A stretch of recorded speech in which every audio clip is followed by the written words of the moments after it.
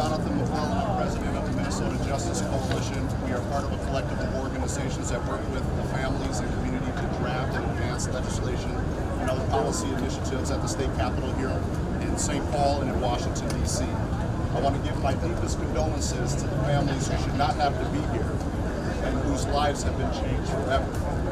It has been 65 days since the Derek Chauvin, former Minneapolis police officer, was found guilty of second and third degree murder and second degree manslaughter.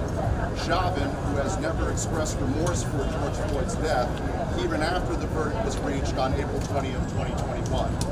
Derek Chauvin violated the public trust and showed a blatant disregard for human life. The results of his brutality have caused immense damage to our community, primarily of color.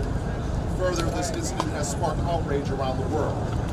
We welcome the sentence of 22.5 years, but feel it did not reach far enough. Derek Chauvin should be serving life without the possibility of parole. We would have not had this verdict had the people not hit the streets demanding justice. If there wasn't the outpouring of grief from the world, if there wasn't a brave young girl who recorded the viral video of George Floyd's death, I ask myself, is this what it takes to get justice for a person of color? Is this really justice? Sure, we have a guilty verdict. Sure, we have a settlement. But will things actually change, not just for the present, but our future? This conviction is a drop in the bucket of what the criminal justice system owes our community.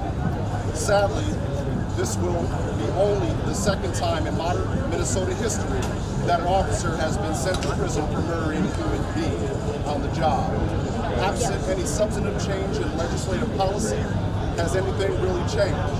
How long before we're right back here fighting for the justice for another victim of police?